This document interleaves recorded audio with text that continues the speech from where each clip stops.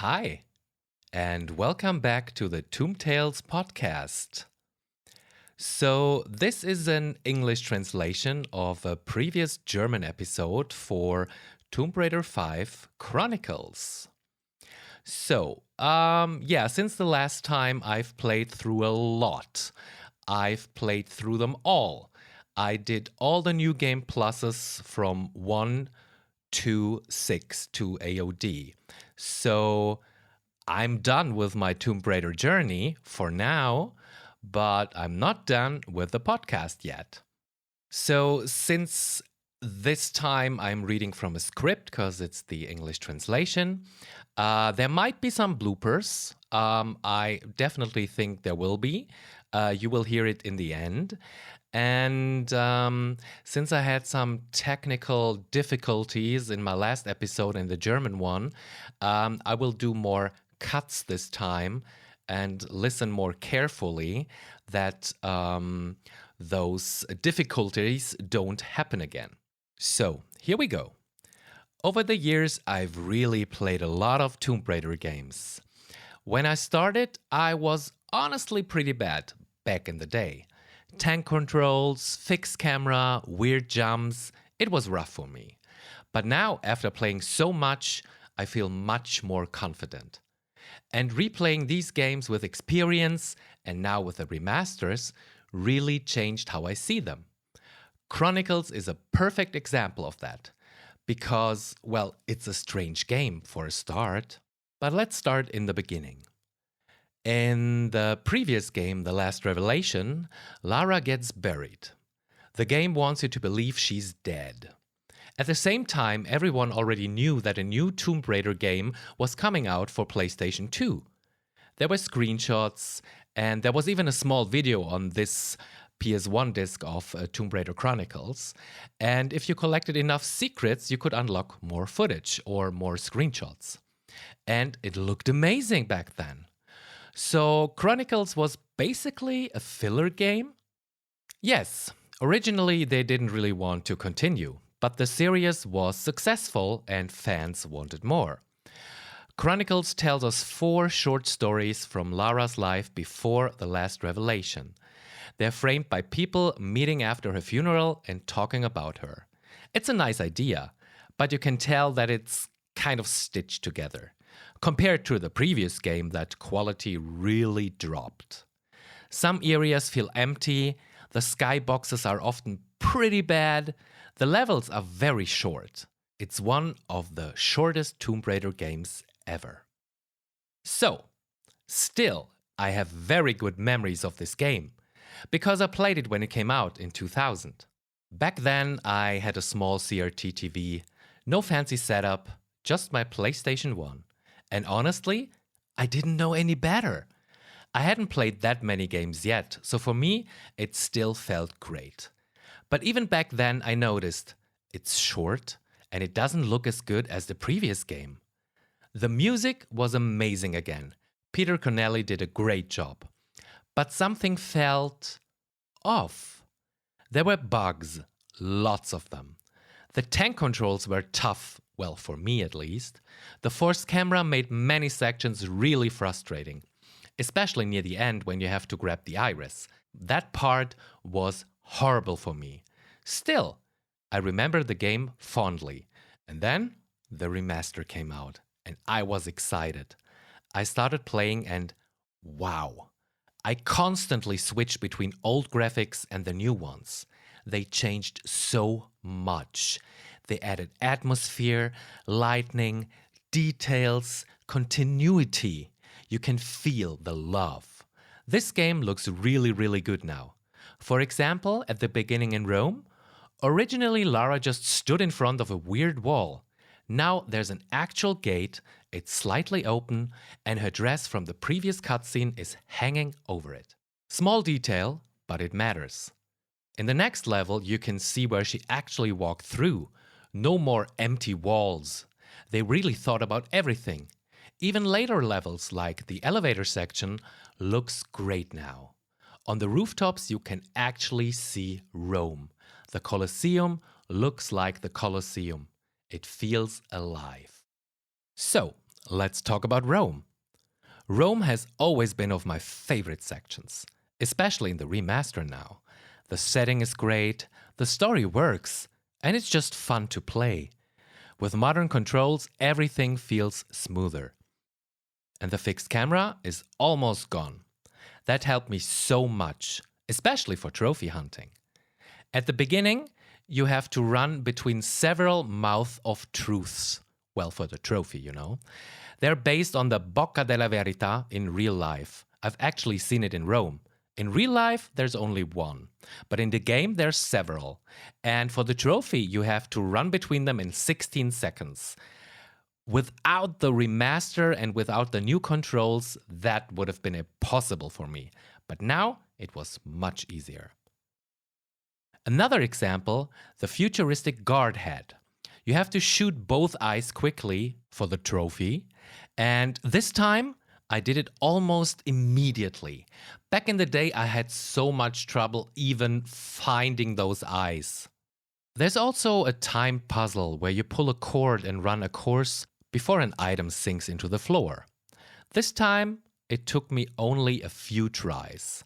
Well, back in the day, it took me like hours, and now it's just like smooth. Overall, Rome always gave me this feeling I'm in Rome. I don't know how else to explain it. And when I visited Rome years later, I realized, yeah, the game really captured something. After Rome, the game takes you into the submarine story. And honestly, I always hated that part. For the trophies in the remastered one, in the first level, you're not allowed to heal. So if you mess up, that's it. And I did it. But overall, I didn't like the cold environment and I didn't like the swimming, the narrow spaces. It wasn't fun for me. And it was a bit better in the remaster, but it's still not my favorite level. But without the old camera problems and tank controls, everything feels more manageable now. Diving is easier, movement is smoother, and suddenly this section isn't as frustrating as it was back in the day.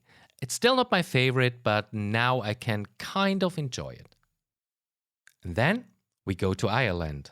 And this has always been very special to me. You play as young Laura. No weapons, no guns. But one thing that confused me is in the press kit, there was a date for this level. It says it was, well, taken place in 1992. And when you look at the booklet of Tomb Raider The Last Revelation, Angkor Wat is set in 1994 and she's supposed to be 16. So she will be 14 in the Ireland level. So that makes the cutscene and the tucking of the shirt very, very disturbing for me. But let's get back to Ireland. It's just exploration and survival. You mainly have to be careful not to run into fire, which of course I did immediately. I turned the wrong way and ran straight into it. Perfect start! One funny thing in the remaster is the fail compilation trophy. There are 3 different fails you can trigger. One happens if you don't pick up the bell clapper you'll need later. Another happens if you go to the rider too early before using the chalk. And the third one involves the lake witch monster that chases you. If you trigger all 3, you get the trophy. It's a fun idea. Now, I'll be honest, I expected a bit more polish from the Ireland levels. Some textures could be better, some areas still feel unfinished, but the overall atmosphere is amazing. It's dark, mysterious, and a bit supernatural. It feels like a classic adventure, and that's why I love it.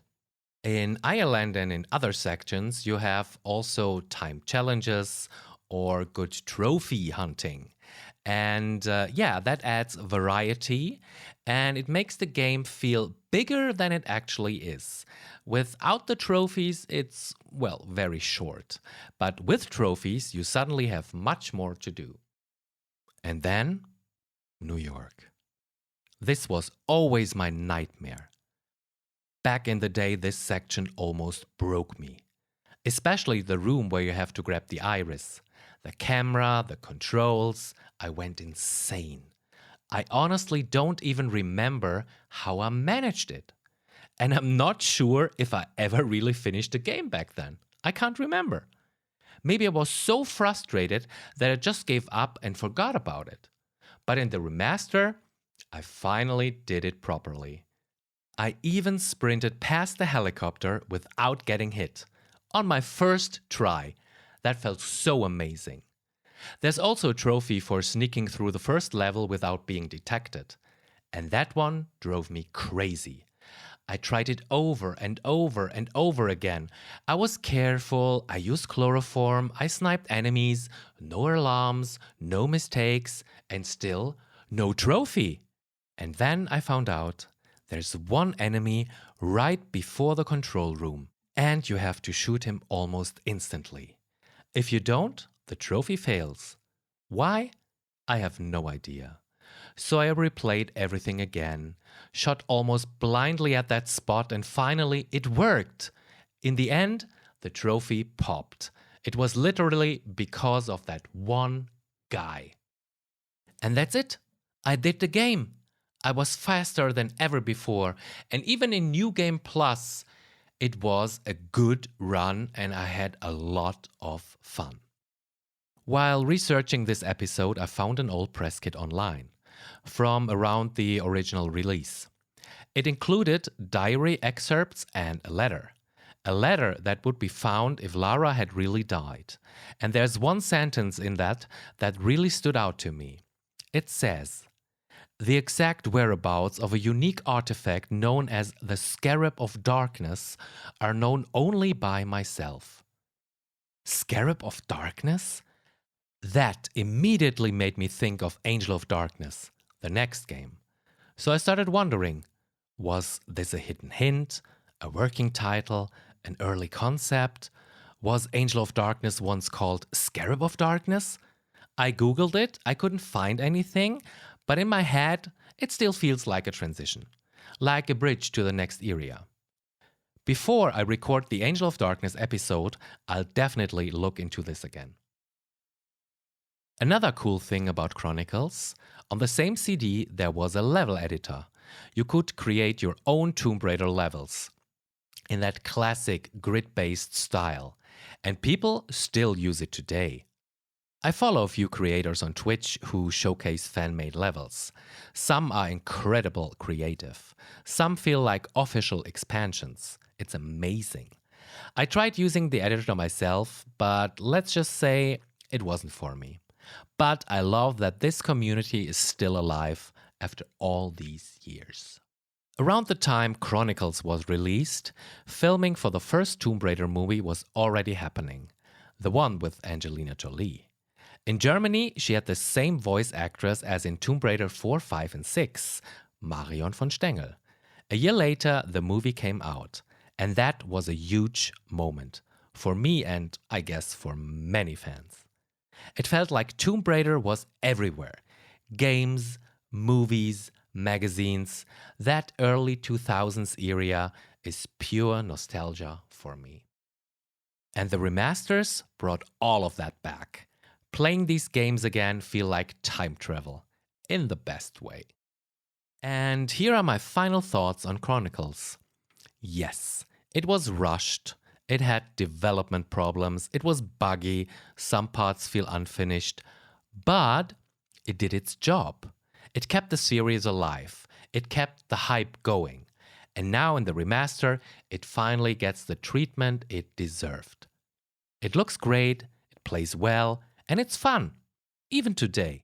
This is also the last Tomb Raider game I streamed in German. From then on, I only streamed in English, and that's still happening today. In English, more people watched, and I also loved hearing the original voices. So we're coming to an end for this episode. Since I changed my name, I'm also My Tomb Tales on social media, and only Tomb Tales on Twitch. Thank you for listening. I hope you enjoyed it. I think we'll hear each other again. Or maybe we see each other on Twitch or on social media. Until then, take care And yeah, there are bloopers. Let's hear them. And until next time, Raider out. It's one of the shortest Tomb Raiders. And they fixed the camera.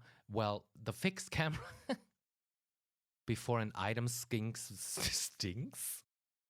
In the first level, you mainly have to be careful. And without the old camera problems and tank control, but without the old camera problems.